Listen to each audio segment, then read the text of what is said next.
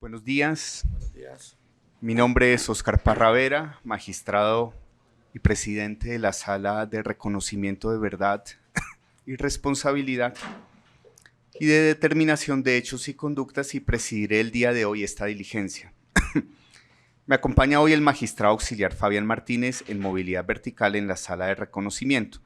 Nos permitimos instalar esta diligencia en la ciudad de Bogotá, siendo las 8:59 horas del día 10 de abril de 2019. El propósito de esta diligencia es escuchar en versión voluntaria al señor Luis Hernán Salgado Flores, quien fue convocado inicialmente mediante auto del 23 de noviembre de 2018 en el marco del caso 3, muertes ilegítimamente presentadas como bajas en combate de esta sala, a través del cual, además, se le corrió traslado de los informes en los cuales había sido mencionado, y quien fue citado nuevamente mediante auto del 14 de marzo del presente año, por medio del cual se reprogramó la presente diligencia de versión voluntaria, en virtud de la solicitud de aplazamiento elevada por su abogada defensora. Esta sesión será grabada y, de acuerdo con lo establecido en la normatividad vigente, posteriormente será trasladada a las víctimas. Su contribución no solo será determinante para el esclarecimiento de la verdad, sino también para el cumplimiento de sus compromisos con la Jurisdicción Especial para la Paz. Antes de iniciar con la sesión y para efectos del registro, procederemos con la presentación de quienes acuden a esta diligencia. Señor compareciente, por favor infórmenos su nombre completo y su número de cédula. Luis Hernán Salgado Flores, cédula de ciudadanía.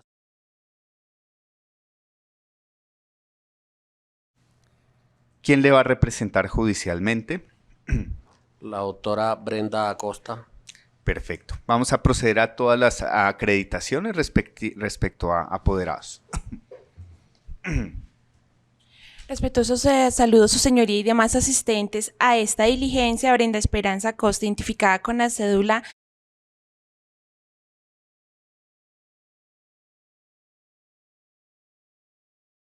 del Consejo Superior de la Judicatura. Los demás datos de notificación ya registran en la sala, en la secretaría, su señoría. Perfecto. Su señoría, respetuosamente solicito se sirva autorizar la presencia del doctor Germán Navarrete, quien funge como abogado suplente en esta causa. Perfecto, vamos a proceder entonces con la acreditación del doctor Navarrete. Por favor. Gracias, señoría. Respetuoso saludo a la sala, a los demás comparecientes a esta vista pública. Germán Guillermo Navarrete Riveros, identificado con cédula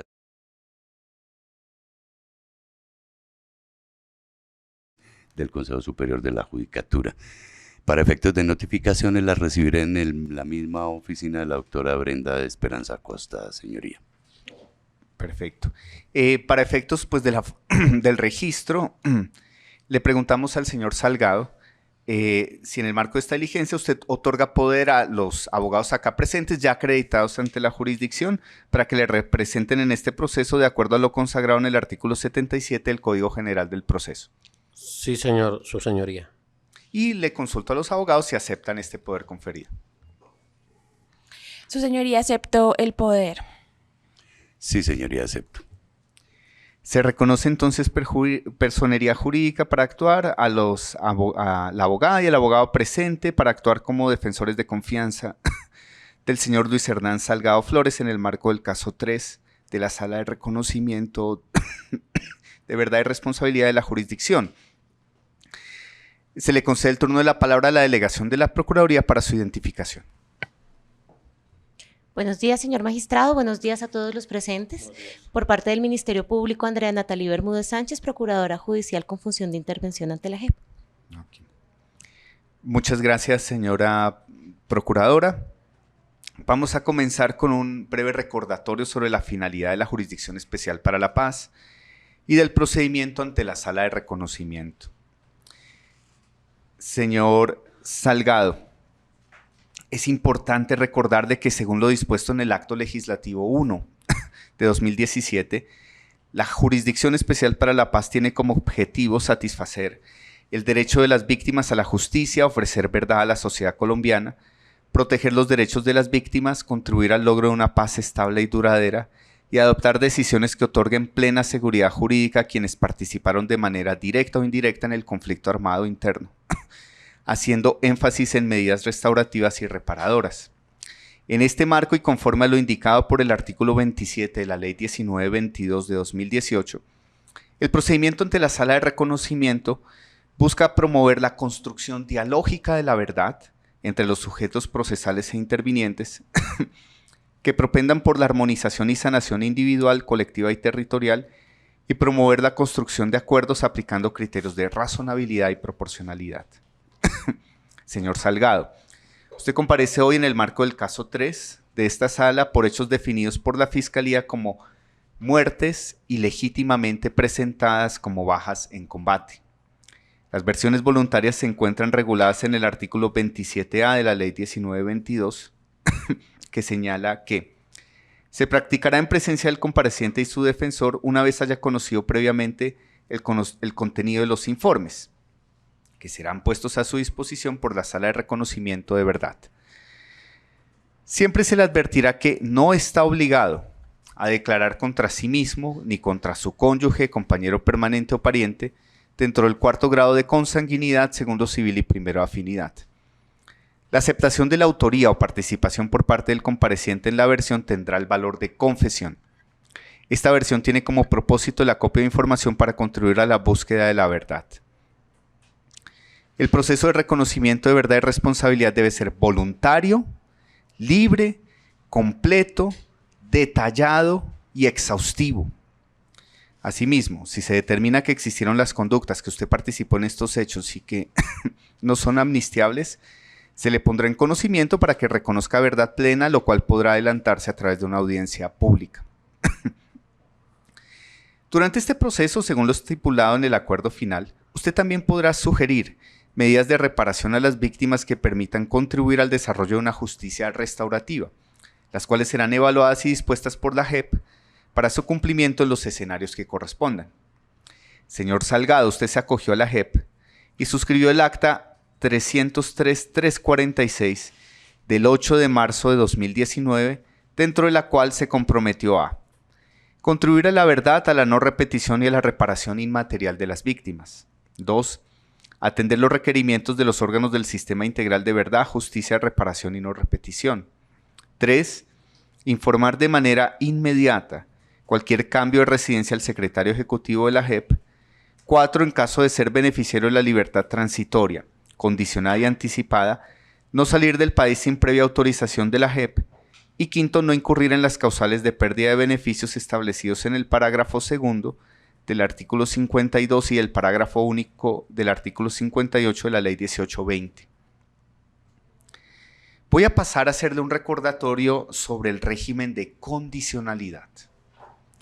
De acuerdo por lo establecido por la Corte Constitucional en la sentencia C-674 de 2017, en la que revisó la constitucionalidad del Acto Legislativo 1 de 2017, el Sistema Integral de Verdad, Justicia, Reparación y No Repetición tiene su centro de gravedad en buscar una respuesta integral a las víctimas. Es fundamental entender que los beneficios, derechos y garantías del sistema como un todo, consagrados en el Acto Legislativo 1 de 2017, no pueden entenderse de manera absoluta, sino que cada uno de los tratamientos especiales, beneficios, renuncias, derechos y garantías está sujeta a la verificación por parte de la JEP de todas las obligaciones derivadas del acuerdo final y en particular del cumplimiento de las siguientes condicionalidades. 1. Obligación de aportar verdad plena en los términos del Acto Legislativo 1 de 2017. 2. Garantizar la no repetición y abstenerse de cometer nuevos delitos o delitos de ejecución permanente después del 1 de diciembre de 2016. Y 3. Contribuir a la reparación de las víctimas. Adicionalmente, debe atender todos los requerimientos que la JEP y el sistema integral le hagan.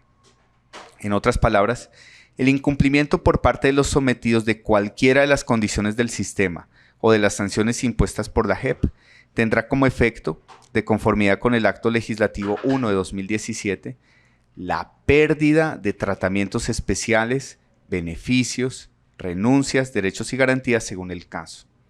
Dicho cumplimiento será verificado caso por caso y de manera rigurosa por la JEP. Según lo establecido en el Acto Legislativo 1 de 2017, aportar verdad plena significa relatar, cuando se disponga de los elementos para ello, de manera exhaustiva y detallada, las conductas cometidas y las circunstancias de su comisión, así como las informaciones necesarias y suficientes para atribuir responsabilidades, para así garantizar la satisfacción de los derechos de las víctimas a la reparación y a la no repetición. El deber de aportar verdad no implica la obligación de aceptar responsabilidades. Quien aporte de manera dolosa información falsa o incumpla cualquiera de las condiciones del sistema, perderá el tratamiento especial de justicia. Dicho lo anterior, ¿es claro para usted cuáles son sus obligaciones? Sí, su señoría. Con lo anterior le agotamos una breve explicación sobre el procedimiento y las obligaciones derivadas del régimen de condicionalidad, como la de aportar verdad plena, exhaustiva y detallada, y que a su vez le permitieron gozar a usted de beneficios. También verificamos su comprensión de este régimen de condicionalidad. Ahora continuaremos con la aplicación de los cuestionarios que nos permitirán profundizar en los hechos objeto de esta diligencia. Vamos a empezar con algunas preguntas personales generales. En primer lugar, señor Luis Hernán, ¿a usted lo han conocido con otro nombre dentro o fuera del ejército? No, su señoría. ¿Algún alias en particular? No, su señoría. ¿Ha sido conocido o identificado con algún seudónimo o apodo particular por sus compañeros dentro del ejército? No, su señoría. ¿Usted pertenece o se autoidentifica como miembro de un grupo étnico? No, su señoría. ¿Cuál es su lugar y fecha de nacimiento? Estado civil y nombre de su madre y padre.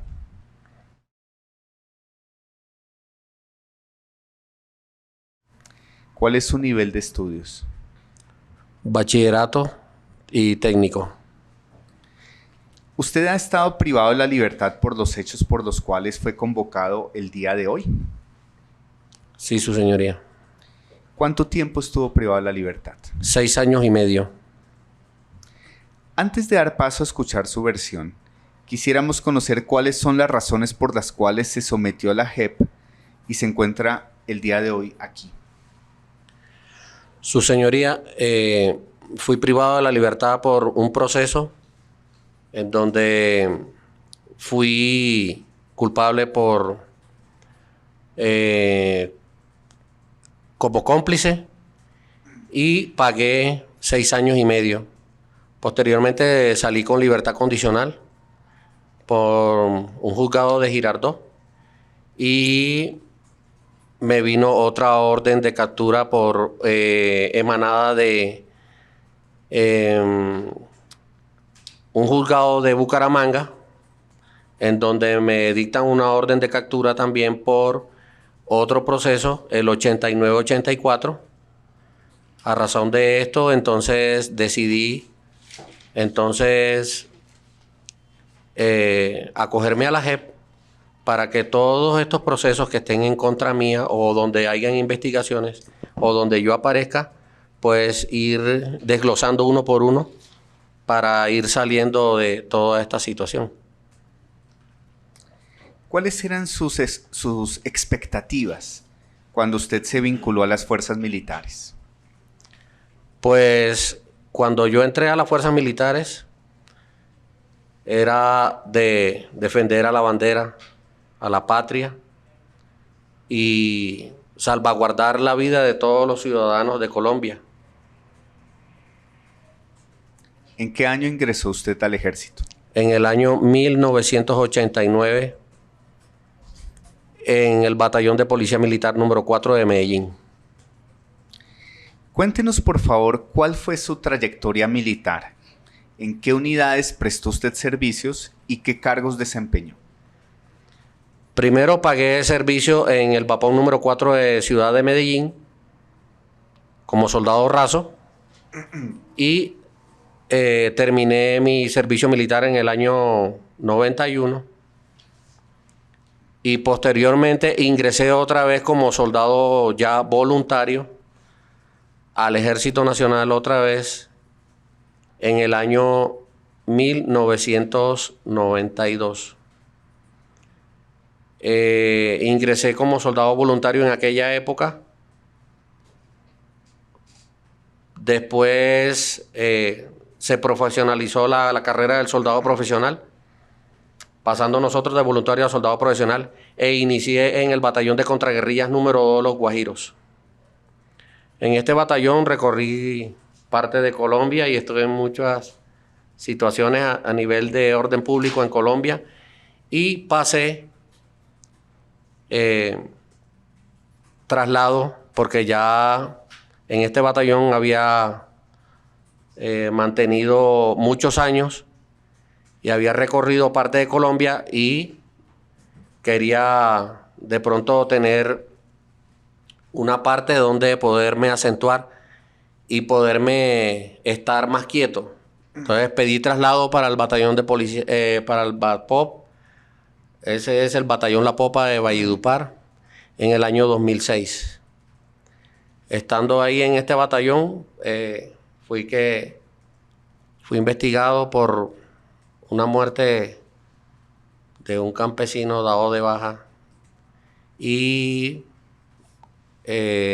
fui condenado como cómplice, condenado a 15 años y pagué 6 años y medio y salí con libertad condicional.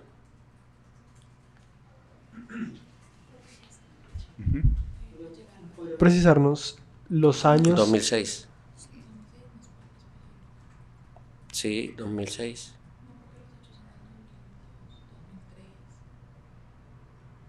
Pues ahí está ¿Podría precisarnos, por favor, los años en los que estuvo en el batallón Los Guajiros? En Los Guajiros estuve alrededor de más o menos entre 12 y 13 años más o menos. ¿Entre qué año y qué año? Ahorita no me acuerdo, pero sí sé que entré en el 92, en junio del 92, y salí de allá trasladado en el año 2006, en el año 2006 creo. Varios de los expedientes judiciales que lo relacionan a usted lo relacionan como integrante del batallón de La Popa por lo menos a partir del año 2003, posiblemente 2002. ¿Podría precisarnos esa Entonces, fecha? sería verificar porque eso está consignado ahí, porque realmente no me acuerdo el día preciso cuando yo salí trasladado. Pero sería bueno verificarlo porque no me acuerdo bien si fue en el 2003 o fue en el 2006.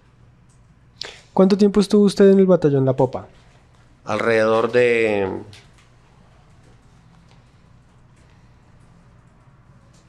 3 a 4 años más o menos. ¿Y se acuerda en qué año fue privado de la libertad? En el 2006. Si fue privado de la libertad en el año 2006 y estuvo 3 o 4 años en La Popa, significa que usted llegó a La Popa más o menos en el 2002. 2003. Verifico otra vez de nuevo y vuelvo y le repito, su señoría.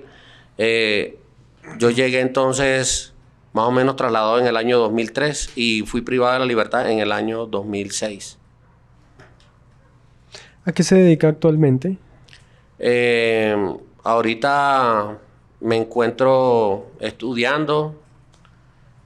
Estoy haciendo las veces también de técnico vial y me desempeño escoltando las mulas de Ecopetrol de una parte de Bucaramanga a otra parte de Barrancabermeja. ¿Hasta cuándo estuvo usted vinculado al Ejército Nacional? Alrededor de 15 años y medio. Con el servicio militar y todo, por ahí 17 años y medio. Es decir, usted entró en el 92 y 15 años sería 2006. Uh-huh. ¿En 2006 lo desvinculan del ejército? El ejército me da de baja cuando ya yo salgo ya condenado. Inmediatamente me llegó la baja. Ok, vamos a seguir profundizando en esta trayectoria en las diversas unidades. Queremos pedirle que nos precise con más detalle quiénes fueron sus superiores jerárquicos en cada una de las diferentes unidades en las que usted prestó sus servicios. Pues en el vapón número 4 de Medellín, cuando pagué servicio, en esa época estaba mi coronel Miguel Evan Cure. En el batallón Guajiros, pues en todos los años que estuve allá, hubieron diferentes comandantes, grado mayor en esa época, pero no me acuerdo realmente de todos los comandantes que tuve para esa época. Y acá en el batallón La Popa alcancé a ver varios comandantes que estuvieron en esa época en el batallón La Popa.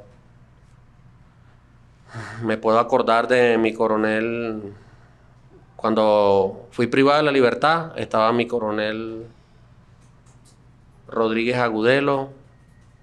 Antes de él estuvo mi coronel Figueroa. Y antes de él, de mi coronel Figueroa, estuvo mi coronel Mejía. Ya, fueron los que vi, los tres en La Popa.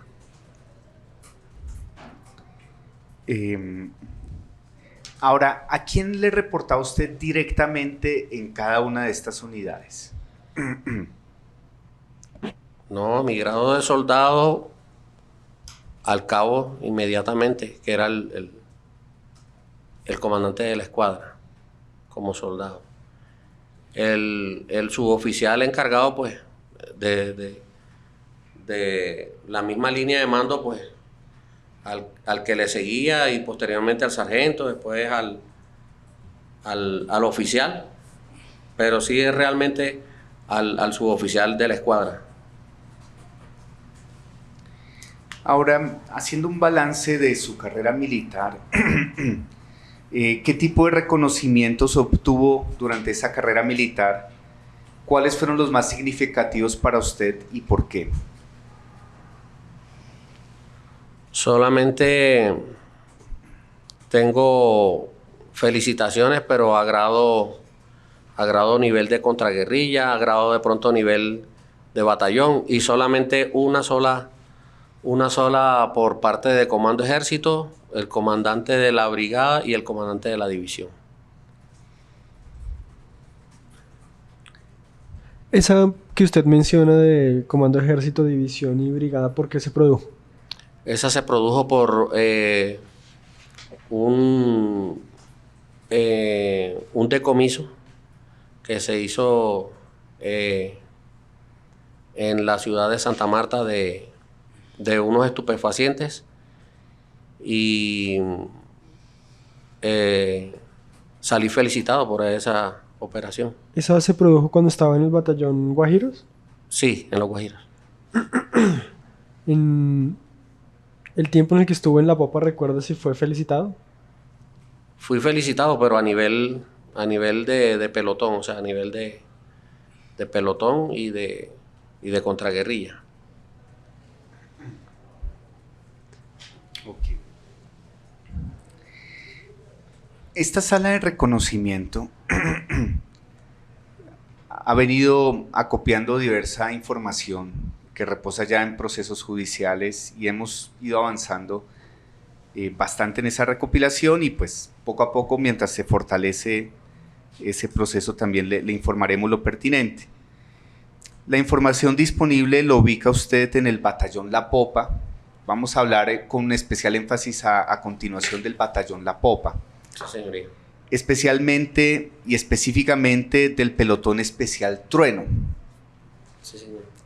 Responsable de algunos hechos constitutivos de muertes ilegítimamente presentadas como bajas en combate, ocurridos durante los años 2003 y 2004, en los municipios de San Diego, La Paz y en el corregimiento de Atanques, en el municipio de Valledupar, en el departamento del Cesar. vamos a formular una serie de preguntas que, destacando la finalidad de esta diligencia de contribución a la verdad plena, permitan esclarecer este y otros casos que hubieran podido tener lugar en la unidad o en las unidades militares a las que usted perteneció. Y con eso quiero resaltar que esta es la Jurisdicción Especial para la Paz. No estamos aquí para repetir la jurisdicción ordinaria. La jurisdicción ordinaria ha ido avanzando, precisó algunos elementos de esclarecimiento. Pero para la Jurisdicción Especial para la Paz es fundamental acopiar la información suficiente que permita llegar a una verdad plena sobre estos hechos, una identificación precisa de las circunstancias en las que ocurrieron y una identificación muy precisa de los responsables a todo nivel de los hechos ocurridos. Por eso vamos a invitarle a relatar de manera exhaustiva y detallada cierta información sobre conductas de las cuales usted tenga conocimiento. Vamos a empezar entonces, antes de entrar a hechos específicos, a una serie de preguntas sobre la unidad militar, particularmente el Batallón La Popa. Por favor, cuéntenos por qué y cuándo llegó usted al Batallón La Popa. Porque pedí traslado del Batallón Guajiros, que estaba en la Sierra Nevada de Santa Marta, y quería un batallón ya de patio para acentuarme, y habían 3 opciones: Gaula Barranquilla, Rondón y La Popa. Y me salió para La Popa. O sea, el ejército le da a uno 3 opciones, pero yo en esas 3 opciones que pedí me trasladaron para La Popa. ¿Y por qué pide usted el traslado? Porque ya estaba cansado del orden público, ya de haber recorrido con el Batallón Guajiros casi medio Colombia.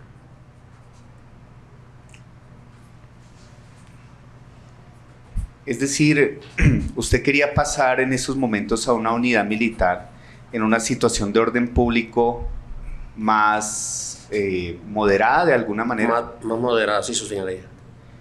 Y dentro de las opciones que le ofrecían estaba el Batallón La Popa. Sí, señoría.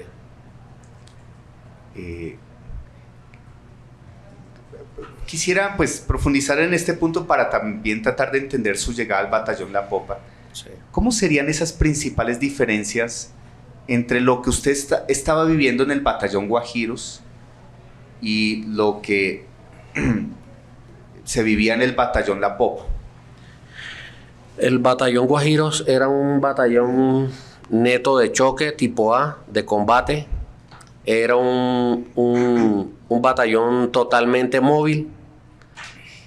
Este batallón era movido a cualquiera de las 3 brigadas móviles. Podía ser la brigada móvil número 1, número 2, número 3. También participamos en operaciones conjuntas con la Fuerza de Despliegue Rápido, en el Meta, en Florencia. Entonces, con este batallón uno no tenía una estabilidad ni emocional, ni tampoco podía de pronto constituir una familia, porque realmente uno a todo tipo era en el área. Solamente era de disfrutar nada más del plan de bienestar, que eran cada 4 meses, 12 días. Entonces, a raíz de esto, yo pedí traslado, porque en muchas ocasiones lo hice, pero solamente le daban traslado a los que llevaran más de 10 años en un batallón de contraguerrillas. Y pedí, porque ya yo tenía ya los más de 10 años, y me salieron esas 3 opciones, pero el mismo comando del ejército me mandó para el Batallón La Popa.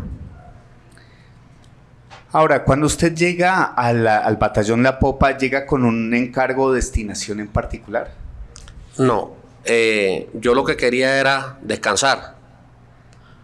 Sin embargo,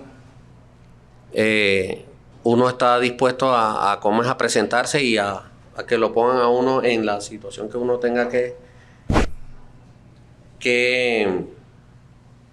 a uno le asignen. Ya uno le dirán a uno a qué batallón o a qué contraguerrilla o a qué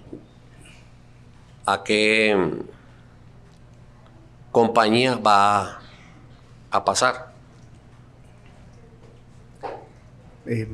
¿Cuál fue la primera unidad dentro del batallón La Popa a la cual lo asignaron? Y con esto quiero preguntarle también cómo fue su recibimiento en el batallón La Popa. O sea, ¿qué pasó el día 1 en el que usted llega al batallón La Popa?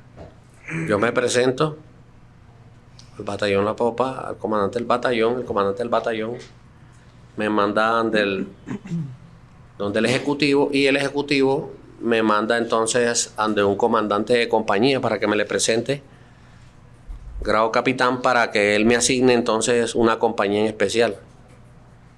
Y me pasaron entonces al pelotón cuando eso trueno del batallón La Popa. Ahora, ¿quién era el ejecutivo que lo recibió a usted? En esa época, no me acuerdo ahorita quién era que estaba de ejecutivo. Y usted mencionó un capitán, si mal no lo recuerdo. O sea, lo recibe Sí. el coronel. Recuérdenos el nombre del coronel que lo recibe. De mi coronel Hernán Mejía. Ok.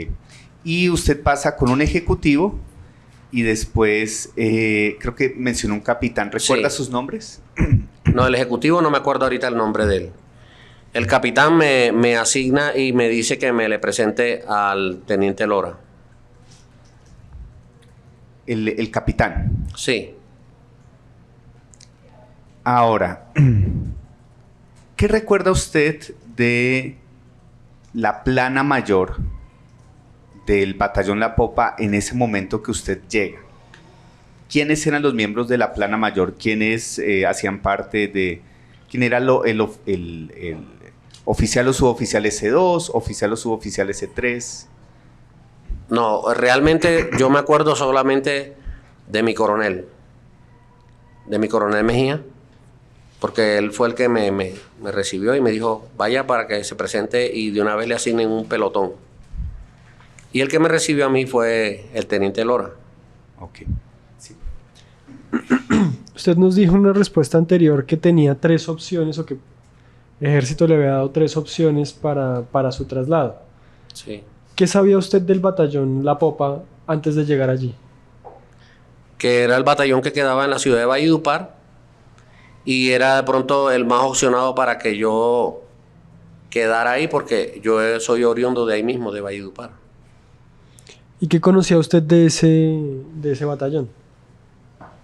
Pues que era un batallón de artillería y que quedaba en la ciudad de Valledupar, y posteriormente ese fue el primer batallón donde yo me presenté cuando me fui de soldado raso y me mandaron de ahí para Medellín. ¿Conocía usted a alguien en ese batallón antes de llegar allí? No, ¿Sabía algo de su comandante, por ejemplo? ¿Había escuchado el nombre del coronel Mejía antes? no, nunca. Usted nos dijo que si le entendí bien, el ejecutivo o el coronel Mejía le dijeron que lo iban a asignar a una batería. Sí. ¿Sabe a qué batería lo asignaron? El pelotón trueno en sí era de la compañía, creo que la compañía C, para esa época. ¿Recuerda quién era el comandante de esa compañía? No, no me acuerdo ahorita. ¿Cuánto tiempo estuvo usted vinculado al pelotón especial Trueno?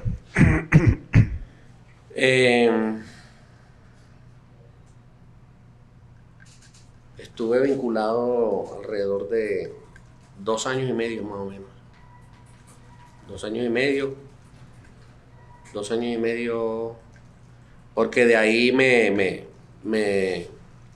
asignaron para que cogiera un taller que había de...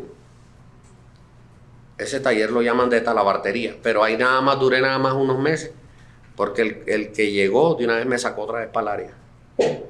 Y pasé a otra compañía también. Ese le llamaban Las Conteras. Contera era la compañía C. Ujú. ¿Y usted dijo que pasó a otra compañía? Sí. ¿O a otro pelotón? Sí, otro pelotón, pero entonces ya yo pasé ya como dragoniante de los soldados campesinos y no duré tampoco mucho ahí y pasé después a ser escolta en esa época el coronel Rodríguez, y ahí fue cuando me vino la orden de captura. Él mismo me informó y me dijo que tenía una presentación y un requerimiento en la ciudad de Barranquilla por parte de la Fiscalía de Barranquilla y me dictaron medidas de aseguramiento con privativa de la libertad y estuve por primera vez en el batallón Vergara y Velasco detenido. Ahora, cuando usted llega al pelotón especial Trueno, ¿qué le explicaron sobre en qué tipo de tareas o qué tipo de trabajo desarrollaba esa unidad? Pues era una unidad de choque donde era permanentemente la entrada y salida de cualquier tipo de operación. Entrábamos, salíamos, se hacía la operación y se devolvía uno al batallón. ¿Qué significa, con más detalle, que sea una unidad de choque? Pues son unidades que están dispuestas para en caso tal de que haya un tipo de información o de pronto también haya una operación en conjunta, sean los primeros que realicen la tarea. Y esta unidad de choque constituía un grupo especial dentro de la unidad, dentro del batallón La Popa. No, en sí realmente eran dos grupos, pero pertenecían a una compañía y era la C. ¿Cuáles eran esos dos grupos? En esa época estaba Trueno y Zarpazo. El grupo especial Trueno y el grupo especial Zarpazo, estas unidades, ¿cómo era su relación con la comandancia del batallón? Es decir, le hago más precisa mi pregunta. Al constituir grupos de choque para tareas específicas, para entrar y salir, ¿quiénes eran los superiores que controlaban lo que hacían estos grupos? Realmente el que estaba encargado de cada grupo o cada contraguerrilla en su efecto, pero ellos en sí le daban todo el informe o cualquier tipo de situación al directo comandante de una vez. En su efecto, el de la compañía y posteriormente, bueno, el comandante del batallón. ¿Usted cómo se daba ese reporte al comandante del batallón? Pues nosotros a nivel de soldados, pues, no estábamos presentes en las reuniones directas del comandante con el comandante de la compañía o de pronto con el comandante de la contraguerrilla. Toda esa información, todo lo que de pronto a nosotros nos lo retribuían directamente. En algún momento el comandante, que era el teniente, o si no, el sargento, o su efecto el comandante de la escuadra, que era un cabo. Ok, sí. ¿Había alguna diferencia entre el funcionamiento de estos pelotones especiales, Trueno y Zarpazo, frente al funcionamiento de los pelotones normales del batallón? O sea, todos teníamos control territorial, todos teníamos la misma función, pero en ocasiones, cuando habían operaciones conjuntas, nosotros éramos los que llevábamos el eje de avance. ¿Operaciones conjuntas con quién? Con las mismas contraguerrillas y las mismas compañías del mismo batallón. Además de llevar el eje de avance en esas operaciones conjuntas, ¿había alguna otra diferencia? ¿Por qué eran especiales estos pelotones? Eran pelotones que eran creados para, uno, salvaguardar la vida de los ciudadanos. Dos, contrarrestar cualquier tipo de eventualidad del enemigo en contra de las mismas fuerzas militares, y tener un control territorial también sobre los mismos puntos de acceso de la misma subversión hacia la población civil. Hablemos en particular de Trueno, que fue el que usted integró. Sí. ¿El pelotón Trueno estaba ubicado en algún municipio en particular? ¿Tenía una zona de injerencia en particular? Vuelvo y le repito que nosotros no teníamos realmente, o sea, una zona asignada. Podíamos estar hoy en una región o específicamente en una parte, pero mañana podíamos estar en otra. ¿Y los otros pelotones del batallón, las otras conteras, tenían municipios particulares, zonas particulares? No, porque también se movían constantemente por la situación de orden público y porque también no se podían tampoco dejar mucho tiempo también en una sola parte, porque ya se rutinizaba. Le pregunto de otra manera, ¿el pelotón Trueno desarrollaba las operaciones y regresaba al batallón o regresaba a alguna base, otro puesto de mando avanzado en otro lugar? Depende de la situación. A veces de pronto podíamos volver al batallón, como de pronto podíamos volver a alguna base. Depende de la situación donde estuviéramos más cerca. ¿Dónde estaban ubicadas las bases en el departamento? Pues había una que estaba en Codazzi, había otra base que estaba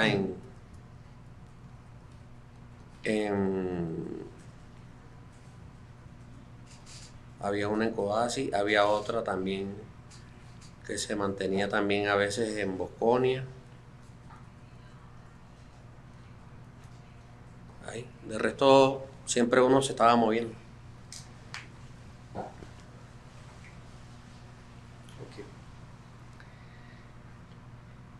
Quiero preguntarle si mientras estuvo vinculado al batallón La Popa, si usted cumplió funciones de inteligencia.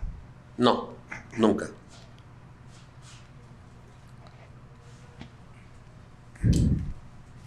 Quiero entonces pasar a hacerle una pregunta sobre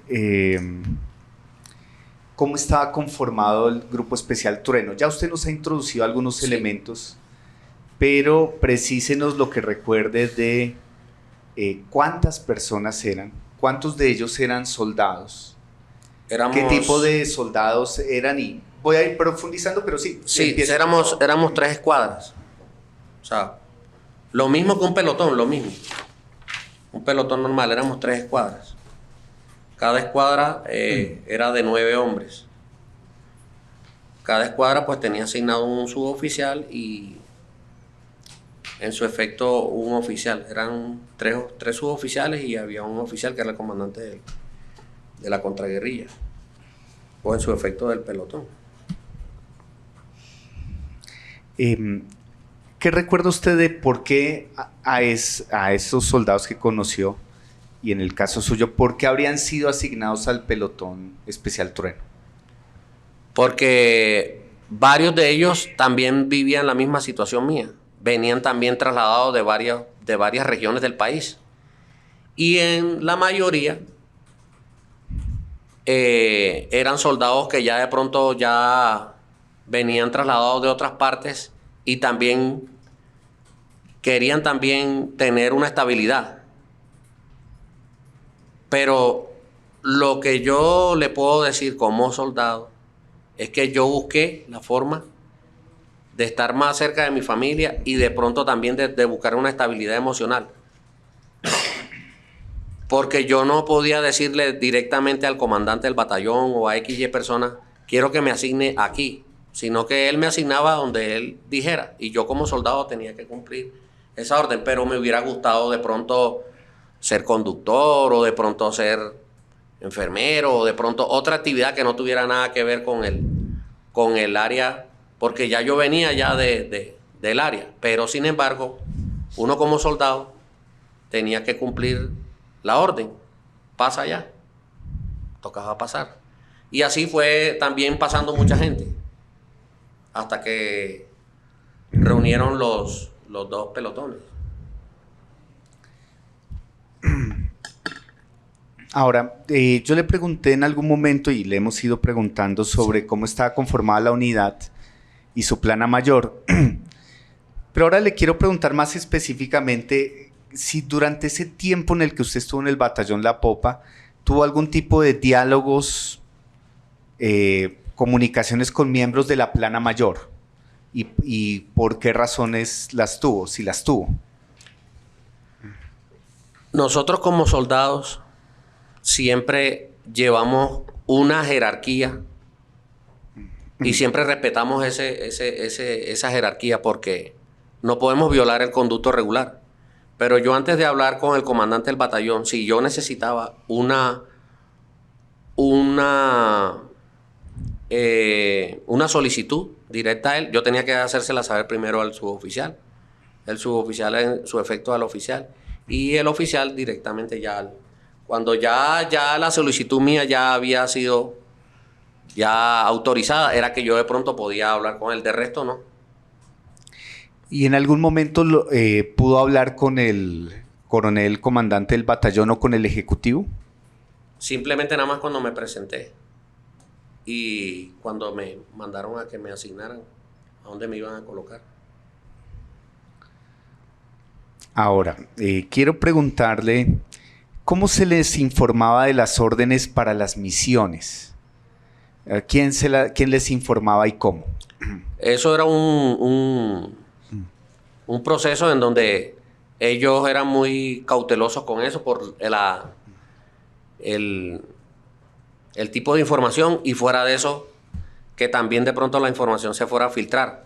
Entonces casi siempre se reunían siempre el comandante del batallón con los oficiales, y los oficiales le informaban a los suboficiales, y los suboficiales nos informaban a nosotros, pero ya en el momento en que se iban a hacer las operaciones. De resto no le informaban a uno, sino hasta el momento que ya uno ya iba a salir. ¿Lo hacían en forma oral y en reuniones específicas? Correcto, sí.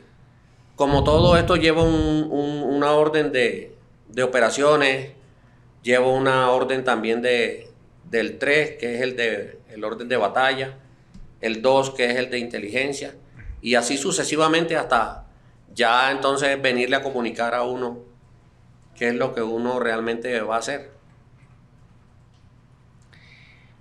¿Usted recuerda los nombres de los comandantes de los demás pelotones de batería?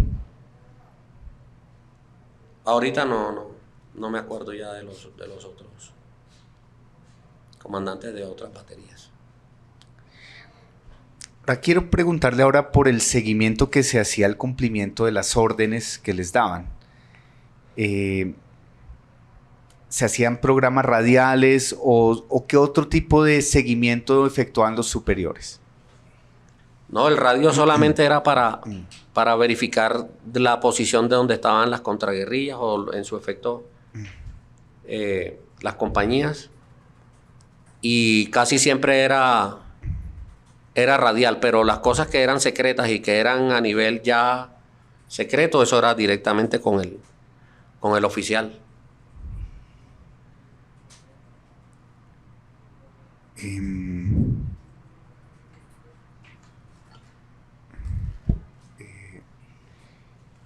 Quisiera entonces pasar a preguntarle,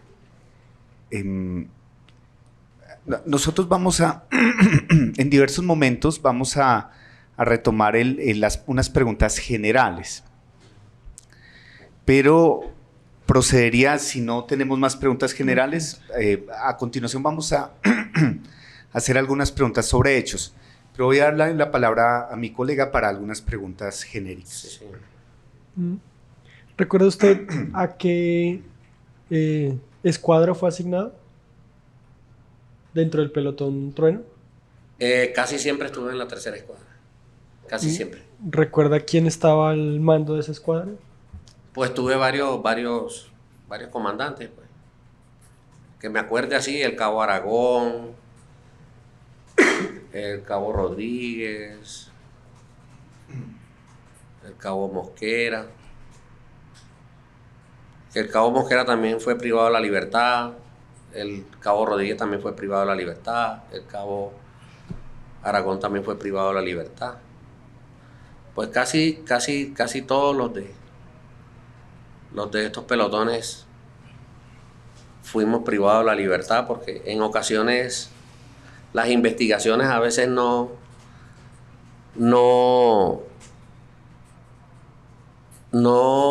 buscaban en sí una persona que dijera yo soy el culpable, sino que para buscar al culpable entonces llegaban y privaban de la libertad a una escuadra, 2 escuadras. Pero casi todos los compañeros míos que estuvieron conmigo ahí, la mayoría estuvieron privados de la libertad. ¿Recuerda usted si esa escuadra, esa tercera escuadra, tenía una misión particular o cuál era si tenía alguna particularidad mejor? No, como todas la primera, podía ser la primera, podía ser la segunda, podía ser la tercera. Todos teníamos las asignaciones que hicieran en el día o lo que tuviéramos que hacer, las hacía cualquier escuadra. El grupo o el pelotón Trueno estaba conformado por soldados profesionales solamente. Sí, soldados profesionales nada más. ¿Los soldados profesionales tenían más o menos una experiencia similar a la suya? Habían soldados nuevos también. Habían soldados Yo era uno de los más antiguos. Habíamos 3 que eran los más antiguos. Pero habían soldados de 1 año, 2 años, 3 años, 4 años. Y habían soldados de 6, 7, 8, 9. O sea, no había específicamente como que un grado de antigüedad como el mío, ¿no? O sea, habían soldados también nuevos también. Esos 3 soldados con mayor antigüedad que usted nos menciona, ¿quiénes eran? Estaba el soldado Adel Ángel y el otro soldado era el soldado Monsalve. ¿Y los 3 estaban en la misma escuadra? No, o sea, en las diferentes escuadras. Usted nos mencionó, hablando del por qué solicitó el cambio del batallón Los Guajiros al batallón La Popa, que cuando estaba en Los Guajiros solamente podía disfrutar de un régimen de bienestar que, si le escuché bien, eran 12 días cada 3 meses. Cada 4 meses. 4 meses. ¿El régimen de bienestar en el batallón La Popa era distinto? Casi siempre era lo mismo, pero con la diferencia que ya tenías tú más cerca a tu familia. Entonces, en ocasiones, cuando no había operaciones o cuando no había una situación especial o cuando de pronto no había algún tipo de información que de pronto fuera a afectar a algún pueblo y estaba uno libre, podía ir uno a su casa y venir. O sea, un sábado o un domingo. Esa era la única, como el único bienestar, pues.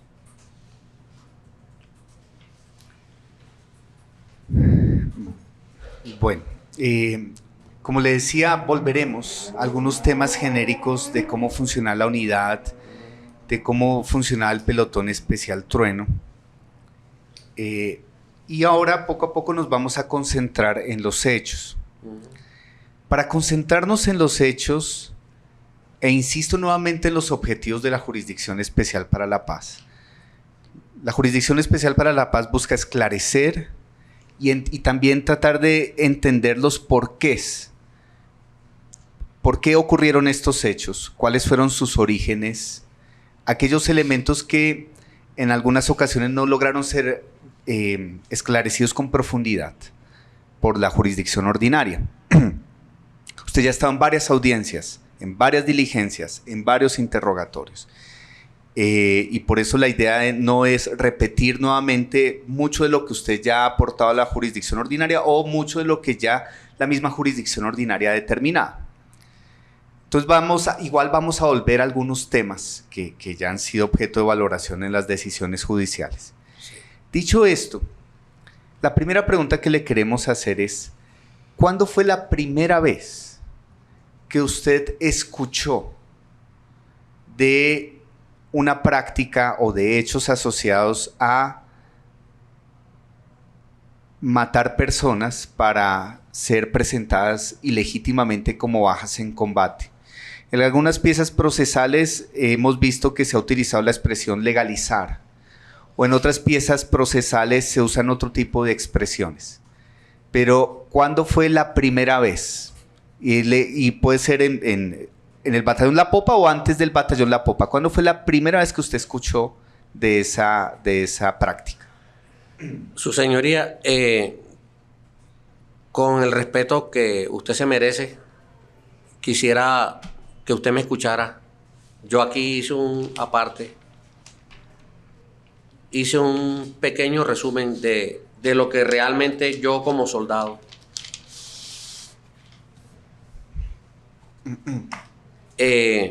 representé dentro de la misma fuerza y dentro del mismo ejército de Colombia. Entonces pido a usted me dé permiso para poder... Sí, vamos a proceder, pero solo le hago dos preguntas iniciales antes de proceder con este texto. Sí. Solo para entender los alcances del texto. Si el texto... Primero, ¿cómo elaboró usted este texto? Yo, como soldado, que estuve en la guerra y participé en la guerra y estuve ahí en el frente, realmente yo fui el que viví el frente de guerra, como vulgarmente decimos, de tú a tú. Entonces, yo hice este texto porque realmente yo quiero que también, así como yo hoy en día estoy aquí sentado frente a este estrado, y donde usted como representante legal de la JEP me está pidiendo a mí que cuente la verdad de los hechos. Entonces, redacté este documento para hacer como una antesala de lo que viene de aquí para adelante. Para ir desglosando poco a poco lo... Solo permítame una consulta. Sí.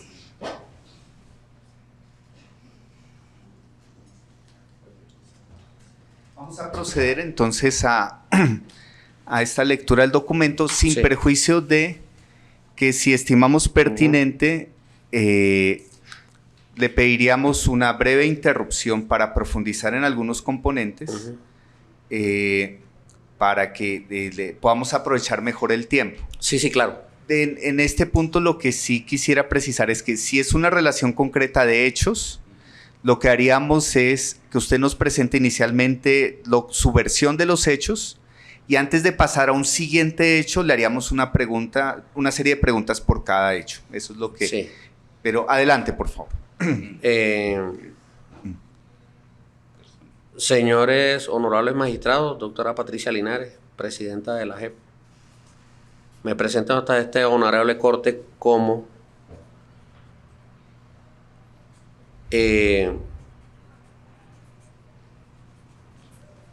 ¿cómo es la palabra? Compareciente, perdón. A la Justicia Especial para la Paz. Soy el soldado profesional retirado Luis Hernán Salgado Flores, identificado con la cédula de ciudadanía 77168 de Valledupar. Estuve durante 18 años y medio en el Ejército Nacional, iniciando como soldado regular en el año 1989 en el vapor número 4. Ya esto ya yo lo redacté, ya lo dije, ya me lo preguntaron. Viví lo que era el conflicto armado colombiano versus narcotráfico. Muchas veces salí ileso de los carros bombas y el asesinato sistemático para infundir temor tanto a nosotros como militares como a la misma población civil. En medio de esta guerra muchos comandantes de esa época, mandos medios, soldados y policías cayeron bajo las balas, los explosivos del narcotráfico.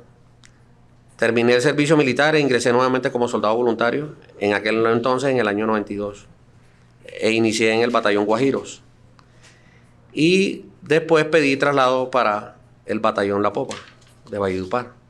Como soldado recorrí parte de Colombia y participé en muchas operaciones a nivel nacional. Viví de cerca lo real de la guerra irregular que se vivía en nuestro país, donde nos encontramos con un enemigo que prácticamente vivía su guerra revolucionaria, entre paréntesis, que era no más que la violación de los derechos humanos y los protocolos de Ginebra, el respeto de las reglas de la guerra hacia nosotros como combatientes netos que estábamos ahí al frente de batalla, representando un Estado y a un ejército.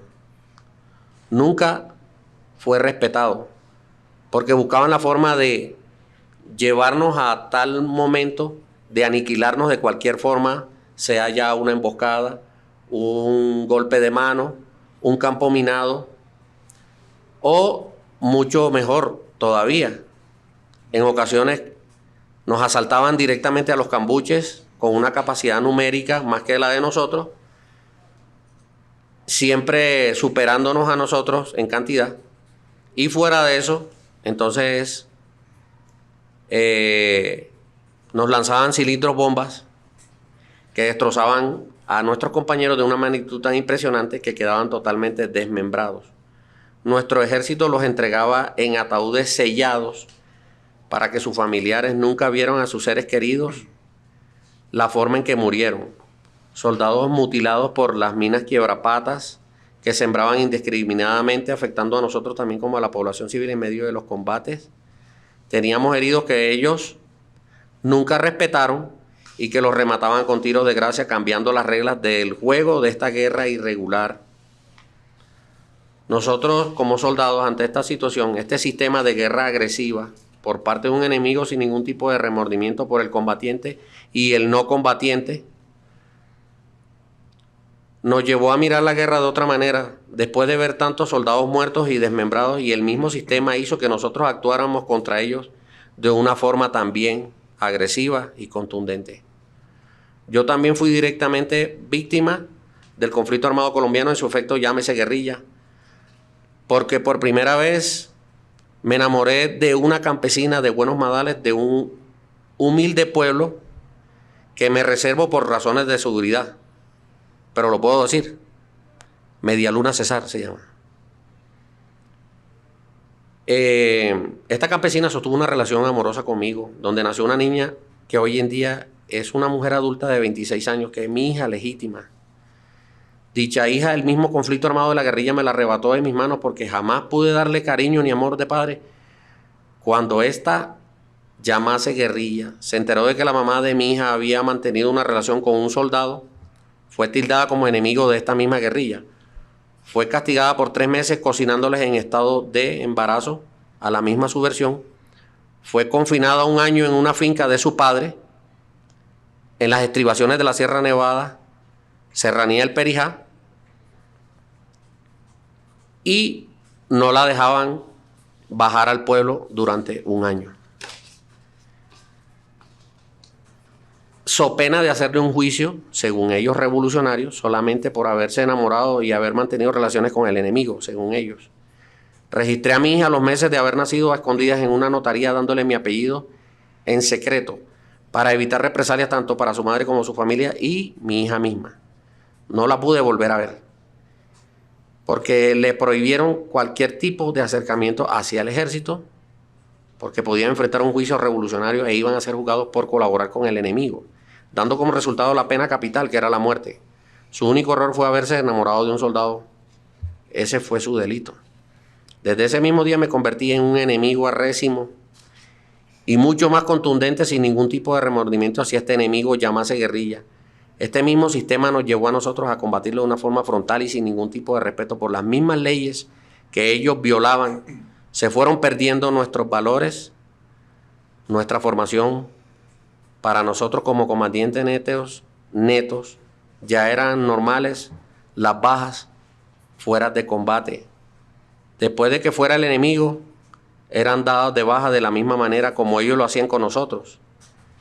El Estado, el gobierno nos dio las armas para salvaguardar la vida de los ciudadanos.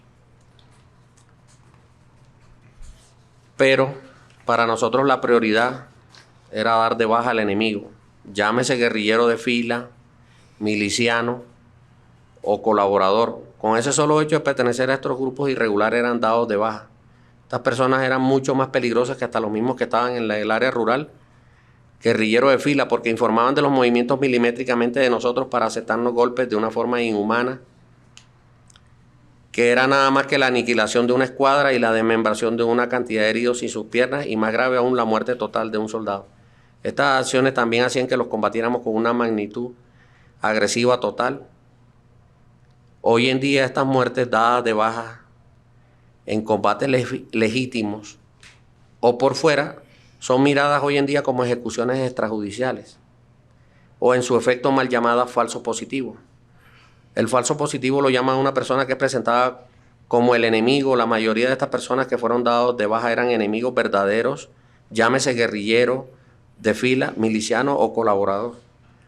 Ahora nos encontramos con una guerra mucho peor, y es una guerra que nosotros como militares no estábamos preparados y nunca nos imaginamos que era una guerra que íbamos a perder.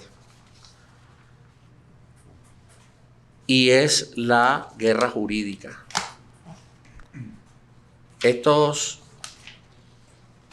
Donde estos guerrilleros, milicianos, colaboradores, representaban para su familia, la justicia, las ONG y hasta los mismos colectivos de abogados de la misma guerrilla, los representaban a ellos, a la misma justicia, como un falso positivo, para presentar a la familia de los mismos individuos como personas honorables e intachables, y en ocasiones los tildaban de excelentes padres, esposos, hermanos,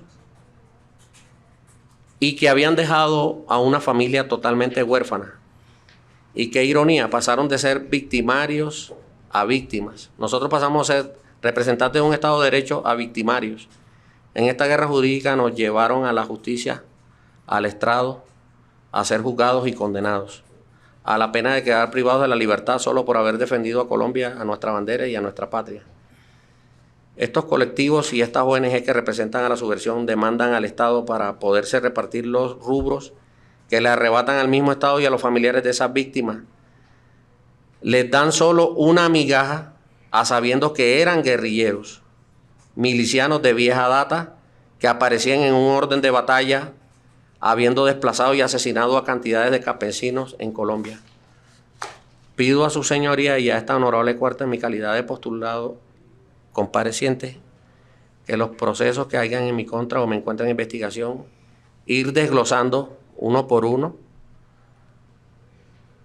o donde me encuentren en investigación, porque en unos participé posiblemente como cómplice, coautor, irlos desglosando uno por uno y decir la verdad total de quienes participaron y quienes no. Mi compromiso es contar la verdad de lo que ocurrió en cada uno de estos casos, así como me lo está pidiendo su señoría, y que también la Justicia Especial para la Paz juzgue en este estrado a todos aquellos que cometieron tantas violaciones a nuestros derechos humanos.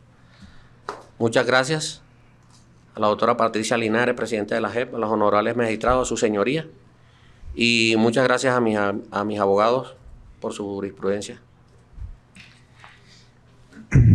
Bueno, vamos a pasar a hacer una serie de preguntas ya más sobre los hechos. Sí. Pero antes de ello, yo quisiera hacer una muy breve reacción a su declaración de cara a que esta es una versión voluntaria que va a ser transmitida a las víctimas.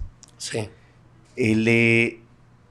Nosotros estamos aquí en la Jurisdicción Especial para la Paz y el principio de centralidad de las víctimas es esencial para el cumplimiento de nuestra labor. En su manifestación usted ha hecho algunas precisiones que de cara a las víctimas pues generarán observaciones por parte de las víctimas. Nosotros hemos tratado de impulsar con estos procedimientos ante la sala de reconocimiento una serie de procedimientos dialógicos que parten de una contribución robusta con la verdad plena, pero también con un reconocimiento de los daños causados.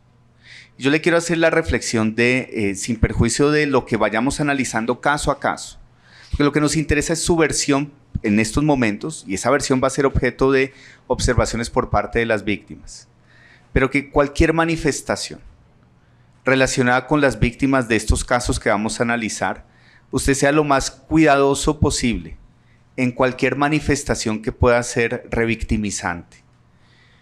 Nosotros no queremos coartarle ningún tipo de desarrollo de su argumentación. Usted tiene aquí toda la libertad de plantear su versión de los hechos, pero le pido el favor de cualquier manifestación que pueda ser revictimizante o atentatoria contra los derechos de las víctimas, tenga el especial cuidado en la forma como la manifieste. Por supuesto, usted tiene toda la libertad de manifestar su versión, pero tenga el especial cuidado que merece este espacio como espacio de redignificación de las víctimas en lo que corresponda.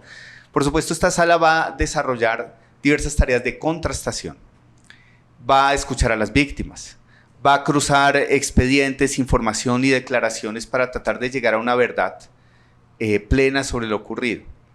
Y por eso este es solo un punto de partida de varios diálogos que tendrá la jurisdicción con usted en lo pertinente.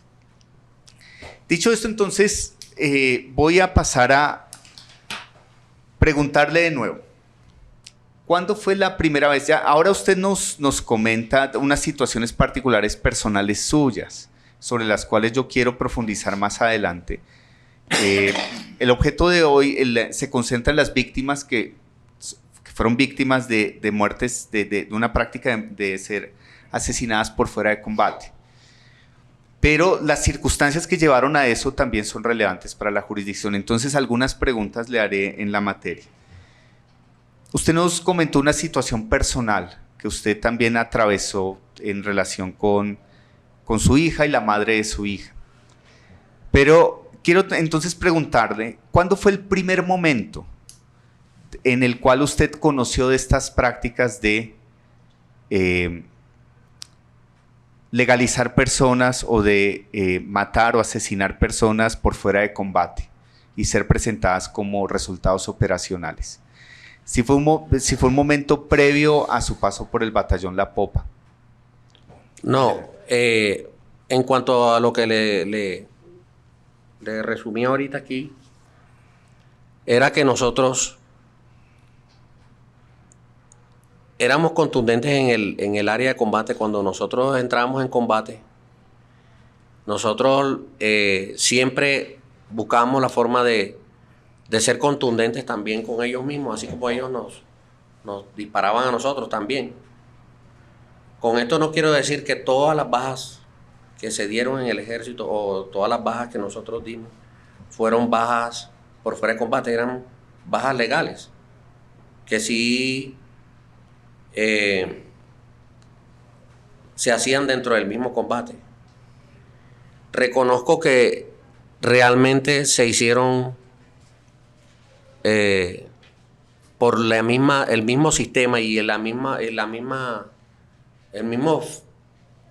fragor del combate y todo esto, en ocasiones nos llevó a eso, a las bajas por fuera de combate. Entonces, en ocasiones nosotros cometimos errores, no solamente como soldados, sino que como combatientes. En ocasiones también nosotros hicimos que este mismo enemigo también se diera cuenta de que nosotros también lo combatíamos de la misma manera. Realmente las bajas, la mayoría fueron bajas dadas en combates reales. Las personas que fueron dadas de baja eran también miembros también de la misma guerrilla, que también aparecían en un orden de batalla y también aparecían en órdenes de inteligencia. Pero realmente lo que usted ya me está preguntando y me está pidiendo que le diga directamente, o sea, si participé en esa muerte fuera de baja, fue a partir de que entré al ejército o que estuve acá en el batallón La Popa, y le voy a hablar con la verdad, porque estamos hablando con la verdad, y es a partir del momento en que yo ya entro a pertenecer al batallón La Popa. Ahora vamos a tratar de identificar el primer momento cuando usted está dentro del batallón La Popa.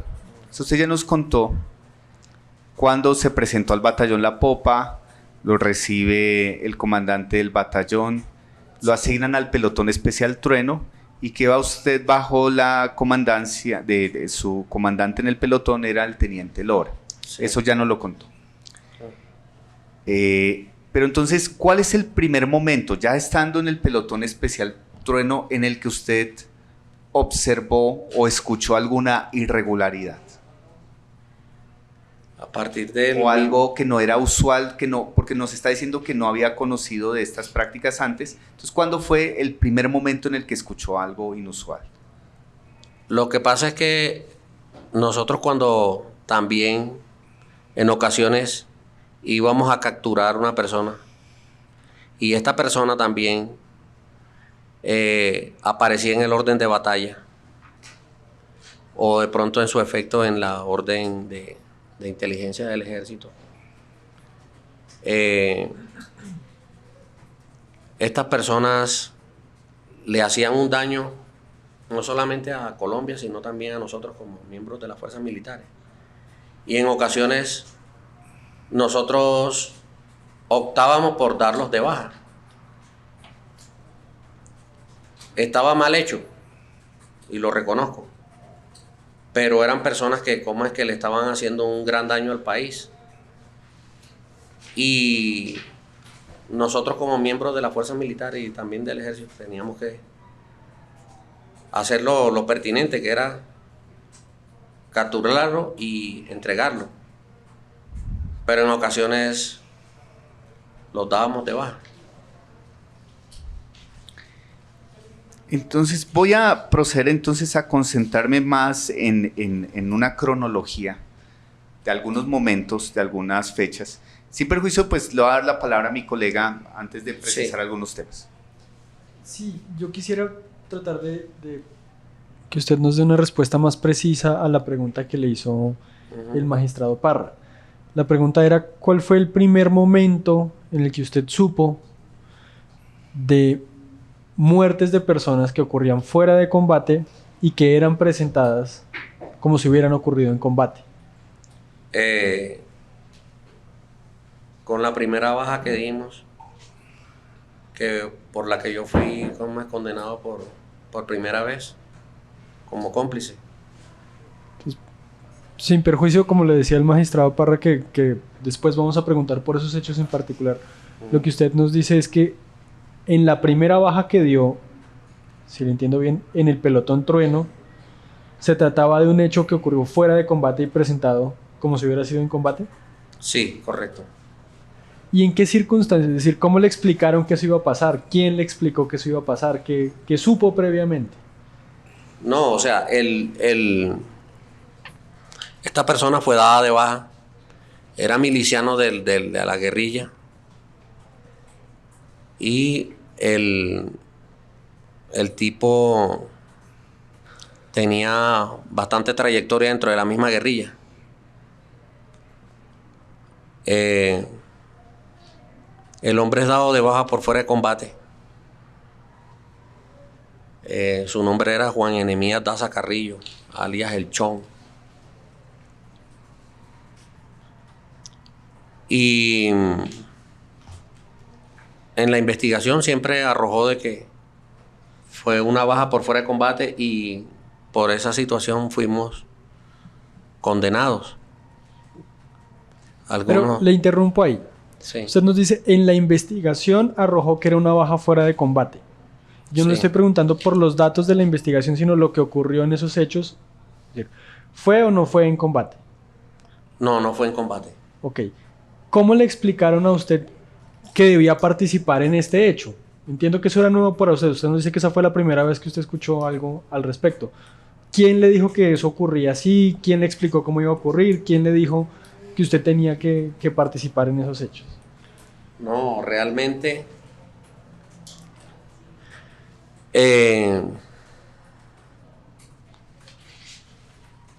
estas bajas cuando eran dadas así, era por el mismo, digamos, el mismo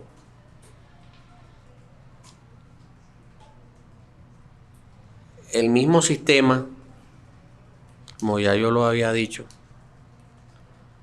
de estas personas cuando eran capturadas en flagrancia, a veces oponían resistencia, en otras ocasiones no las oponían, pero de todos modos las personas eran dadas de baja.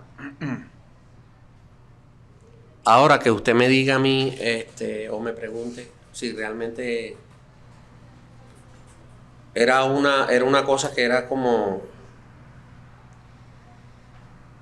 de momento, o sea, se capturó un tipo, el tipo es guerrillero, el tipo es esto, el tipo es esto otro, hay que darlo de baja.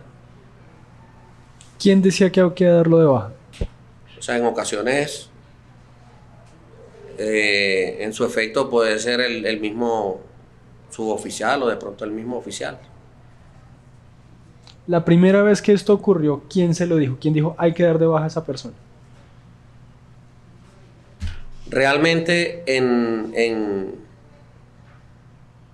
esta situación que ocurrió por primera vez, en donde yo salí como cómplice y fui condenado, la baja cuando ya la dan en su efecto, la dan otras personas. Pero nosotros, como soldados, siempre tratamos de ocultar la verdad, diciendo que era un combate que había pasado. Y hasta las últimas instancias siempre reconocimos y dijimos que era un combate. Cuando ya salimos condenados y cuando ya fuimos ya privados de la libertad y condenados y juzgados ya era irremediable, o sea, ya se sabía ya la verdad de lo que había pasado realmente. Hasta en una ocasión, yo le pregunté a la señora fiscal y le dije, pero si usted sabe que él era guerrillero. Entonces ella dijo, sí, yo sé que él era guerrillero, eso lo sé perfectamente. Yo lo que estoy juzgando es la forma en que ustedes lo dan de baja a él. Eso es todo, y por eso los estoy juzgando y los estoy condenando. A ustedes como cómplices por no decir lo que tenían que decir en el momento. Y los comandantes como coautores y autores.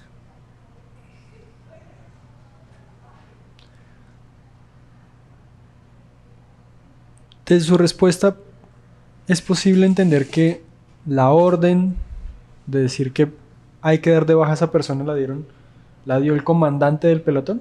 Sí, correcto.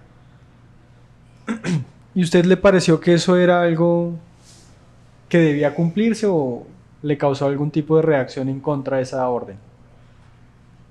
Pues casi siempre uno como soldado, uno cumplía las órdenes. Independientemente de que se cumplieran las órdenes, en ese primer momento, esa primera vez que usted escuchó la orden de dar de baja a una persona que había sido capturada, ¿qué le produjo esa orden? De pronto en el momento uno podía estar de acuerdo o no de acuerdo, pero sin embargo ya la orden estaba dada y el tipo había que darlo de baja. Sin embargo, pues, como le digo yo, a veces nosotros en ocasiones, muchas veces de pronto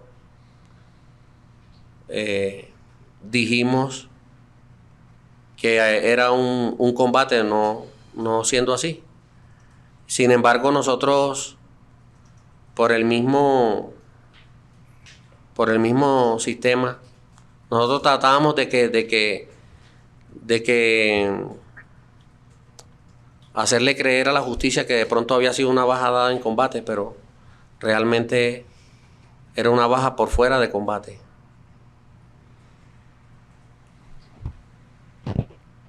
Usted nos mencionó, bueno, ya le voy a dar la palabra a la Procuraduría, pero antes de eso, Sí. usted nos mencionaba que fueron hechos que se cometieron por orden de un comandante. Sí. ¿Quién era ese comandante? En esa época estaba el teniente Lora.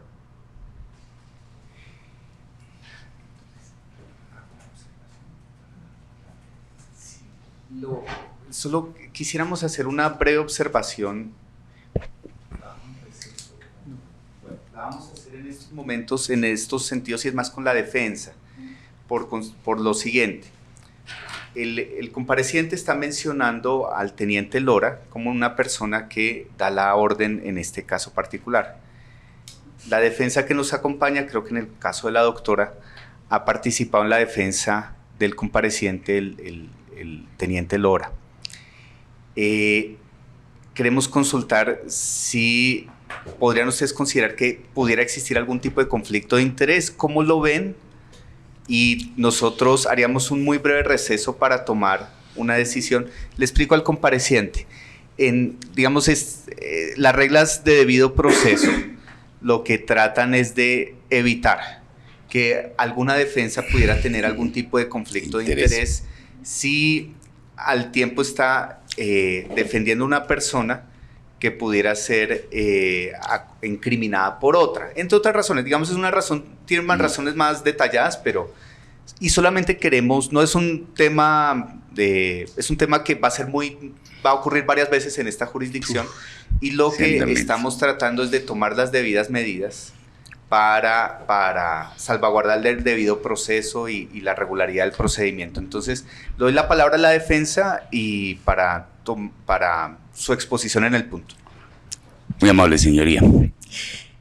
En efecto, es además loable que el despacho se preocupe de esta situación ya de manera expresa para darle algún tipo de claridad a la actividad de la defensa en este especial trámite de justicia transicional. La defensa asumió no solo sino muchos casos.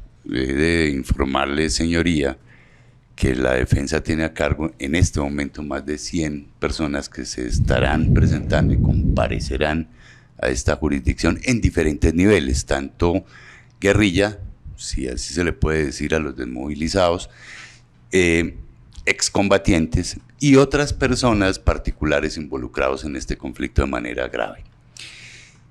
Hemos hecho un análisis especial, y espero la sala lo comparta, frente a estos aparentes conflictos de intereses entre las partes, en que un compareciente hablará necesariamente de los otros involucrados y la defensa frente a estas indicaciones.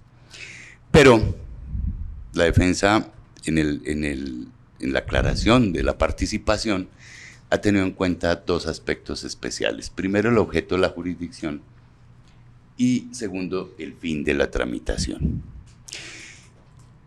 Hemos entendido que aquí no estamos frente a un proceso controversial, porque se trata en principio de esclarecer verdad. Si los comparecientes van a venir a contar verdad, tiene que ser una verdad, entre otras, casi que concertada con la realidad. Frente al proceso de justicia transicional que adelantó Justicia y Paz, fue también un elemento bastante complejo de saldar. En especial cuando se trataba de bloques completos que se desmovilizaron y tenían, digamos, miradas diferentes sobre los mismos hechos. No mentiras, sino miradas diferentes, es decir, apreciaciones diferentes sobre el origen de las órdenes, el origen de las actuaciones y en últimas hasta sobre el mismo hecho en el cual se refirió un postulado o el otro. Sin embargo, el objeto es decir verdad. Es más, construir la verdad, porque jurídicamente, lo he sostenido a través de los últimos 20 años de litigio, no existe una verdad. No hay una verdad que venir a contar así llana y escueta, es que pasó, no. Hay que construir la verdad. Construir desde la mirada de cada uno de los comparecientes qué pasó en los hechos, cómo se produjeron los hechos, quién ordenó los hechos, si hubo realmente una orden de los hechos. Y en ese escenario, pues no hay conflicto de intereses. Aquí no se trata, piensa la defensa, de venir a defenderse. Es decir, hay una defensa técnica porque hay un debido proceso y necesitamos que haya una defensa técnica. Pero la jurisdicción lo que necesita es verdad. Lógrese ella como se logre, es decir, sin la controversia propia de la justicia ordinaria. Porque en la justicia ordinaria, señoría, el gran fracaso es que el fiscal toma parte, sobre todo en lo de Ley 600, el fiscal toma parte y se alza en juez. Una vez se convence el fiscal, difícil es deshacer esa convicción para buscar verdad. Y entonces la misma fiscalía lo que busca es, ¿cómo le pudiéramos decir? La confesión de uno y otro en contra, y mire a ver, joven, usted cómo se va a defender, como dicen ellos, echando a botes al otro. Y eso no arroja verdad. Por el contrario, creo que arroja mentiras. Arroja unas mentiras tan grandes que son de la propia naturaleza humana. Si este habló de mí, yo hablo de usted, y yo lo digo y lo incrimino, y no conseguimos una verdad.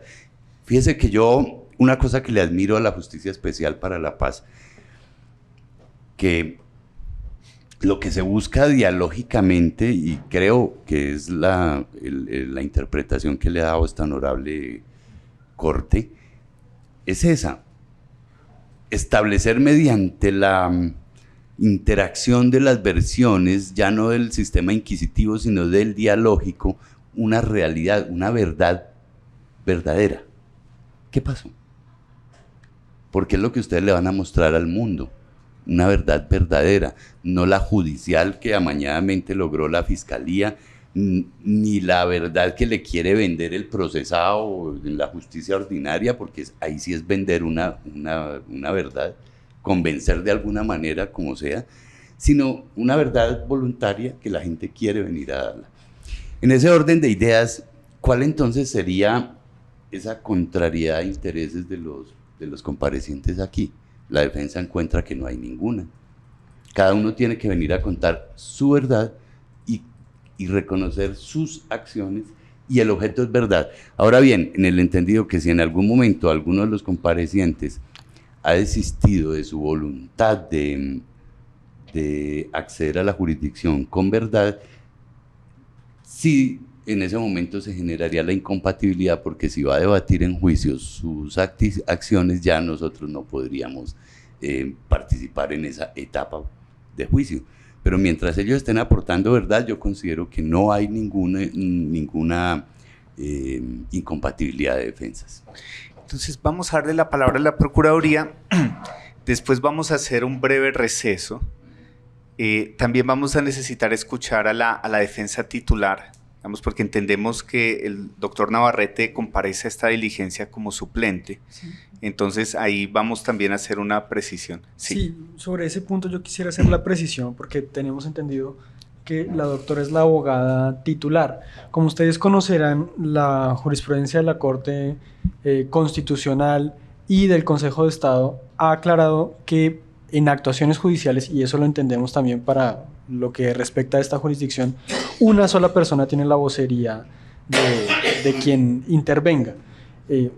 Considerando que usted, doctora, es quien fue designada también para esta diligencia como apoderada titular, le pediríamos a usted que sea la que se manifieste, y en general para lo que continúe la diligencia, que nos indiquen entonces, o que tenga usted la vocería, o que el señor Salgado nos diga en qué asuntos o cuándo el apoderado suplente podrá intervenir. Pero no es una representación alternativa y solamente uno de los dos tiene la vocería al respecto. Entonces le damos la palabra primero a la Procuraduría y luego a la defensa titular. Muchas gracias. Justamente la Procuraduría quiere, en este momento, pues tiene unas preguntas, pero considera que es oportuno dejarlas para después del receso con respecto a lo que se ha trabajado en la mañana. Pero en este momento sí, lo que quisiera es hacer un llamado también a la defensa para que estudie el conflicto de interés sobre el que está indagando la sala en concreto, y no de manera genérica, sino en concreto, teniendo en cuenta que realmente es la defensa técnica la única que tiene la posibilidad de saber cuál es la ruta por la que finalmente decide llegar el compareciente. Y digamos que esta jurisdicción tiene particularidades especiales que no nos permite hablar de que mientras esté diciendo una verdad pueda no existir el conflicto, pues porque finalmente es la defensa la única que sabe si va a haber reconocimiento, si no va a haber reconocimiento y cuál será la ruta, y dependiendo de eso, sí, la verdad de uno puede perfectamente contrariarse con la del otro. Entonces, bajo esa perspectiva y teniendo en cuenta que además ya hemos tenido antecedentes dentro de la misma sala, como en el caso en otros casos en los que ha sido necesario que la defensa se separe, justamente porque pues hay estrategias defensivas distintas y que solamente las conoce la defensa, que es la que sabe por qué ruta está llegando el compareciente al sistema, se analice en el caso concreto, en este caso concreto que tenemos por un lado al teniente Lora y por otro lado al señor Luis Hernando Salgado, que es lo único que les va a permitir determinar de manera concreta la existencia o no del conflicto de intereses. Pues haciendo esa llamada también como en salvaguarda del ordenamiento jurídico y de lo que es procedente en términos de derechos y de garantías en este caso. Y si lo tiene a bien, señor magistrado, pues podríamos dejar las preguntas sobre lo relatado para después del receso, como lo dijimos. Y entonces le damos la palabra a la defensa titular, después hacemos un receso, evaluamos lo que se nos ha planteado y les comentaremos la ruta a seguir. Su señoría, bueno, si bien es cierto, tanto del teniente Lora como del compareciente Luis Hernán Salgado, yo soy la abogada de confianza. Yo sí considero que hay un conflicto de intereses teniendo en cuenta que, si bien es cierto, el teniente Lora aceptaría uno de los hechos, pero no todos los hechos que está llamada a esta jurisdicción. ¿Sí? Eso fue en principio lo que él manifestó en ese momento. El soldado Salgado sí tiene otro objetivo y es precisamente no irse a juicio, sino aceptar responsabilidad. En ese orden de ideas, esa defensa sí considera que hay un conflicto de intereses, teniendo en cuenta pues las dos rutas que quieren tomar ellos dos.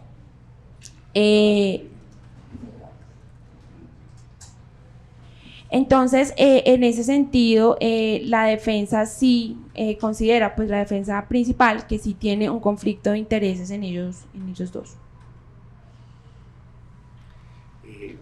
Vamos a proceder entonces no sé si quieran, yo creo que por lo pronto vamos a hacer un receso, vamos a darnos unos 15 minutos.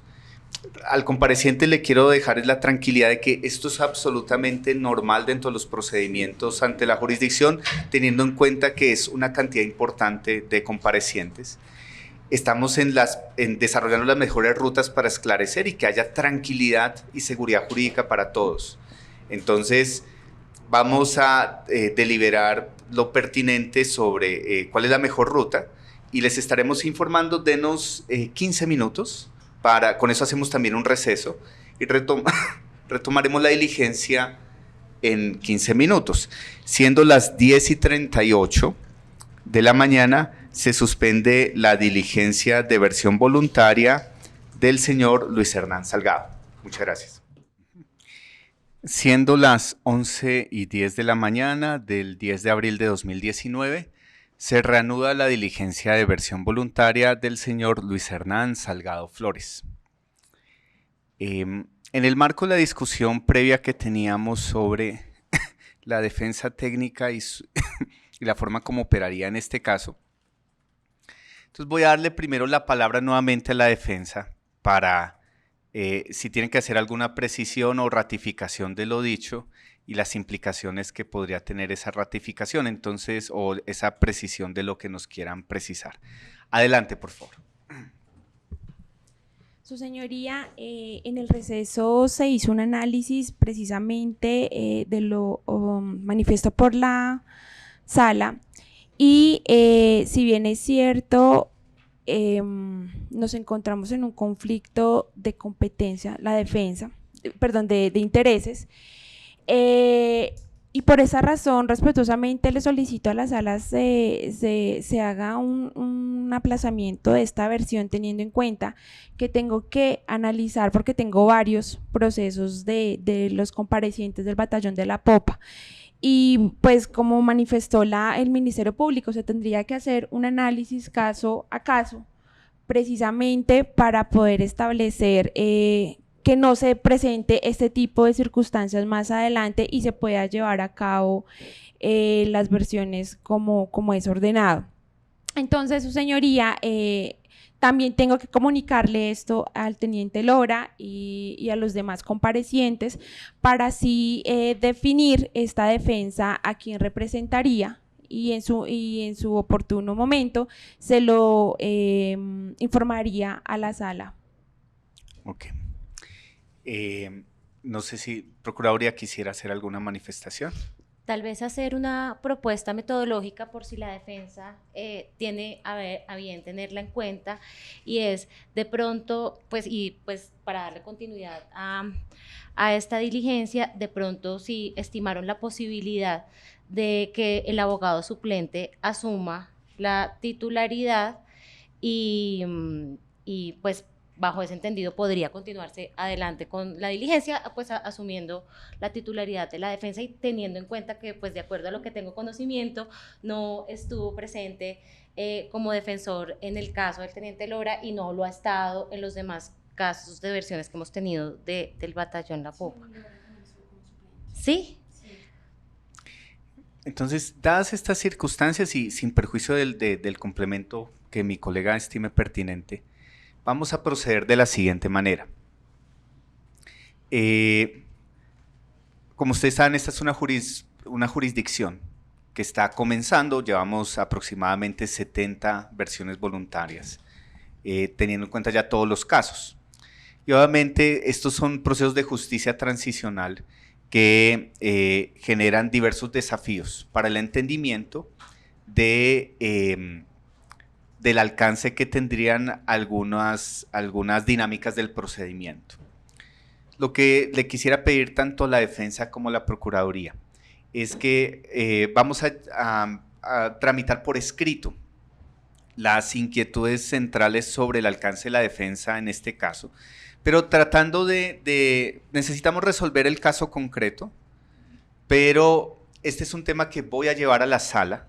O sea, que yo como juez unitario creería que en el marco de las reglas que hemos establecido en la sala de reconocimiento, respecto a las cuales, cuando definamos algunos criterios que puedan impactar no solamente en este caso, sino en todos los casos que se llevan ante la sala de reconocimiento, el acuerdo de reparto de la sala de reconocimiento me obliga a llevarle el tema a la sala de reconocimiento para que se fije el precedente inicial en la materia. Entonces, para esos efectos necesitamos evaluar con detalle la situación particular, pero estimaría de la misma manera que lo hicieron oralmente en un momento previo, pero ya ratificado por escrito, esta noción del conflicto de interés, si la encuentran y la evidencian, y el escrito que presenten lo vamos a trasladar posteriormente a la Procuraduría para sus observaciones. Pero ahí pensaría también que la intervención de la Procuraduría, como hay una intervención en todos los casos, puede ayudarnos también a pensar las reglas globales con las que podemos ver los conflictos de intereses en todos los casos de la sala de reconocimiento. Entonces lo llevaré a la sala, espero que no sea un trámite que demore mucho, pero que muy probablemente por la complejidad de ser un precedente inicial, no creo que lo podamos resolver esta semana. Entonces, con posterioridad a Semana Santa, estaríamos manifestando en qué momento se resuelve. Cuando se resuelva, fijaremos cómo proceder en este caso. Sí es muy importante que tengamos claridad de cómo la defensa quiere asumirlo. En este sentido, tengan las discusiones y precisiones que estimen pertinente y también con los defendidos en lo que estimen pertinente. Eso de mi parte, no sé si el magistrado me quiera complementar. Sí, sobre ese último punto que manifiesta el magistrado Parra, sí quisiera pedirle con la venia del magistrado que esa comunicación en la que indique qué defensa se va a mantener y qué defensa no, o cuál es la evaluación del posible conflicto de interés, la hagan llegar a la sala cuanto antes. Y yo sugeriría un término no superior a 15 días, de manera que se puedan reprogramar las diligencias y continuar con lo que hay previsto en la jurisdicción. Y en ese sentido, si ustedes ya conocen, tienen la lista de comparecientes del batallón La Popa que representan también que lo pongan en conocimiento de la sala para anticipar este tipo de eventualidades. No sé, Procuraduría, ¿quisiera manifestar algo? No. Perfecto. Y de parte nuestra, solo resaltar también lo siguiente. Creería prudente fijar para la presentación de ese documento, no vamos a fijar un plazo específico, pero después de Semana Santa estaríamos haciendo como un seguimiento para que no sea algo que ojalá no se demore a la semana después de Semana Santa, es decir, digamos como un máximo el viernes 26 de abril, creería. Su señoría, la defensa si quiere solucionar eso precisamente por las citaciones que ya la jurisdicción tiene en la agenda, solucionarlo esta semana. Se presentaría entre este viernes y el lunes hay servicio de Sí, de hecho la próxima semana entiendo que vamos a tener algún servicio de recepción de documentación, entonces cualquier cosa podemos también recibirlo. El trámite lo vamos a dar después de Semana Santa, pero nos avisan cualquier proceder al respecto. Claro que sí. Y solo quiero finalizar señalando también lo siguiente. Esta es la Jurisdicción Especial para la Paz. Tampoco queremos, y no es el objetivo de esta jurisdicción, hacer un juicio de la jurisdicción ordinaria. En ese sentido, por supuesto, hay una sección de revisión donde algunos comparecientes van a solicitar la revisión específica de algunos temas o hay procedimientos de revisión misma durante la jurisdicción. Pero de la misma manera que hemos insistido en que el principio de centralidad de las víctimas nos obliga a tener una debida consideración y cuidado en cualquier afirmación que pudiera ser revictimizante, también quiero llamar la atención que en este foro seremos especialmente cuidadosos de cualquier manifestación genérica que pudiera ser peyorativa o arbitraria respecto al funcionamiento de la administración de justicia. Nosotros, obviamente, a lo largo de los cuestionarios vamos a preguntar con mucho detalle por la intervención de muchos funcionarios públicos en las investigaciones de estos temas, porque es objeto también del caso. Pero ruego de la manera más comedida que las manifestaciones que involucren tanto a las víctimas o a las instituciones de la jurisdicción ordinaria sean muy cuidadosas y no tengan descalificaciones generalizadas y descontextualizadas. Dicho esto, siendo las 11:20 de la mañana, se suspende la diligencia de versión voluntaria del señor Luis Hernán Salgado Flores y se reprogramará inmediatamente después se diriman en la sala de reconocimiento el posible conflicto de interés que pudiera surgir en la defensa técnica en este caso. Muchas gracias.